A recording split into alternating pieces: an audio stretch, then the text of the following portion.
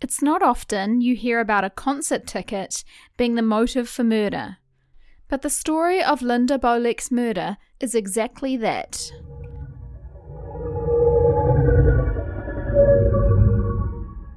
It all started on March 14, 2008, in the quiet suburb of Carroll Stream, Illinois. The village is located about 35 miles or 56 kilometers from downtown Chicago. It's an area known for its family-friendly atmosphere, scenic parks, and low crime rates. It was here that Robert Lyons was born and raised. There's not a lot of information about his early years, but by the time Robert was in his late 30s, he had been diagnosed with bipolar disorder. He often found it difficult to maintain relationships or steady employment, and so he lived with his mother Linda in a modest apartment. Linda had a full-time job, and she provided both financial and emotional support to her son. Living with an adult child can be hard enough, but living with Robert was a whole different story. His bipolar was poorly managed, thanks to him regularly going on and off his medication whenever he decided. This meant his moods were up and down, and his behaviour was just as erratic. He had frequent outbursts of anger towards whoever was in his closest proximity, and more often than not, it was Linda who bore the brunt of his moods. When Linda said no, Robert would fly into a fit of rage and demand she change her mind. Sometimes she did, and sometimes she didn't. Either way, it always started a fight. The only saving grace for Linda in this situation was her boyfriend Stan. They had been together for several years, and he knew just how exhausting it was for her being around Robert. Linda and Robert had at least one loud fight a month, and smaller disputes occurred more often. Stan did what he could to buffer the tension between the pair, but it often happened while he was out at work, and there wasn't much he could do to calm down a 39-year-old man over the phone.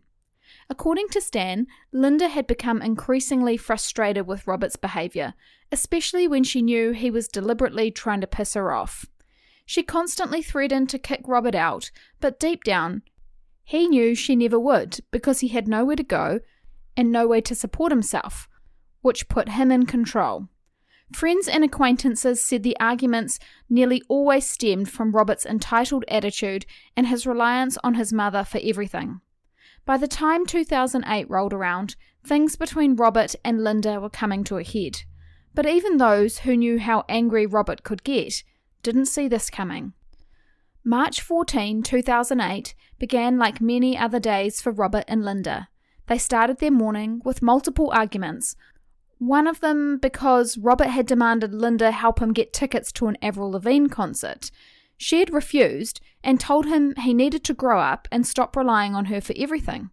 Robert immediately became enraged. When he started throwing things, Linda threatened to call the police and have him removed from the house. Linda was already feeling unwell that day, and she decided not to go into work. When the yelling match was over, Robert went out to fetch the morning paper, and Linda called Stan. She told him what had happened, and he made sure she was okay. She said she was, and that she just needed to rest, and she would see him in the afternoon. The house was quiet, but it wouldn't be for long. While Robert was out, he went to a store and purchased candy and a pair of gloves. When he got home, he started again. Robert screamed at his mother for not organising the Avril Lavigne tickets, and she threatened to call the cops and kick him out. The statement had the same effect as it had that morning, and the fight turned physical. Robert grabbed a bottle of cognac and hit Linda over the head with it. The force was so great that the thick glass shattered on impact. Then he grabbed a kitchen knife and stabbed her repeatedly in her hands and body. When his mother was on the ground bleeding, he stood over her and poured cleaning products, alcohol, and hot sauce over her body. After stabbing his mother, Robert calmly cleaned himself up, changed his clothes, and left the apartment.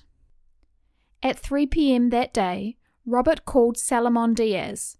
He was the owner of a nearby restaurant which Robert went to frequently. He thanked Salomon for being nice to him and said that he wouldn't be coming back again. Then he warned him not to believe everything he saw in the news. When Salomon asked him what he meant, He said that his mum had become angry when he said he wanted to buy flowers for all the women who worked at the restaurant. He had called Linda the C word, and then he said she attacked him with a knife. Salomon asked if Robert was okay, and he said that Linda had cut his fingers. When Salomon asked if Linda was okay, Robert said she was not. The restaurant owner had one of his staff call 911 while he stayed on the phone with Robert. Salomon asked if it was okay for him to go and check on Linda, and Robert agreed. He gave him the address to the apartment. At 3:20 p.m, an officer arrived at the home in response to the 911 call. He noticed that the television volume was extremely high and scented candles were lit throughout the living room. When he tried to open the door, it seemed like it was jammed, and he could just make out the shape of a chair which was wedged under the doorknob. He forced entry into the home and found Linda dead on the floor of the kitchen, surrounded by a pool of blood. Her autopsy revealed that Linda had a laceration on her forehead and the back of her head consistent with having been hit with a bottle. One of these had gone all the way through to her skull.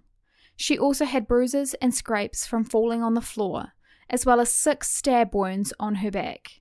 Her cause of death was those stab wounds, 4 of which had gone through her back and punctured both of her lungs. The top of the serrated knife, which had been used to kill her, had snapped off and was recovered from her lung. Linda had no sign of any defensive wounds.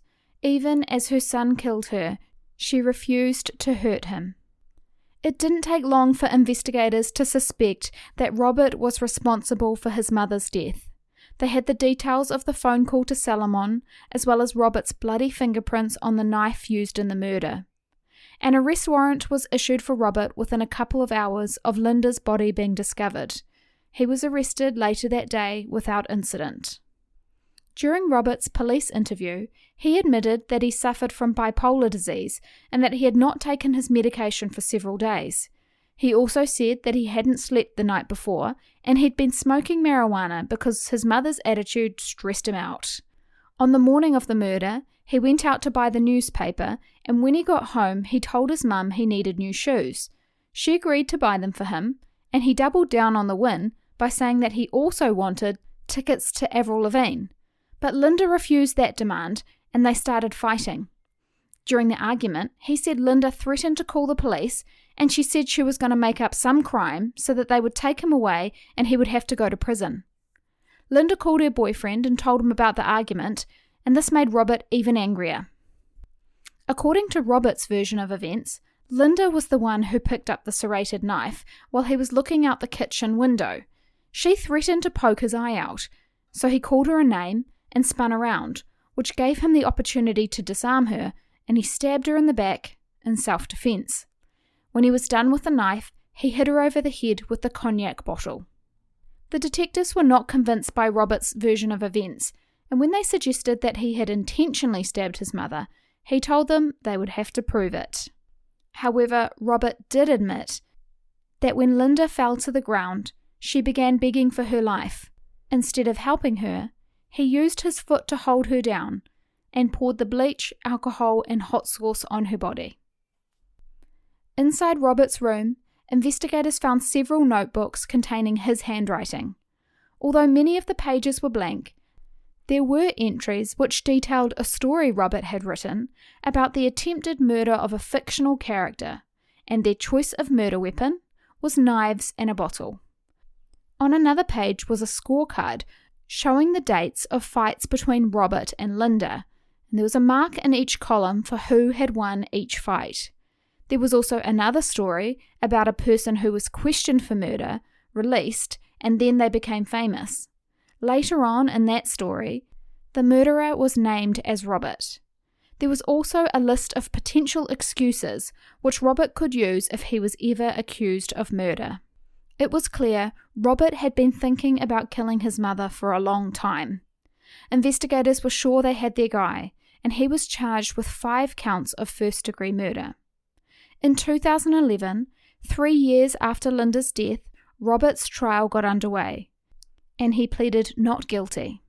In the prosecutor's opening statement, They described Robert as a man-child with a history of entitlement and anger issues.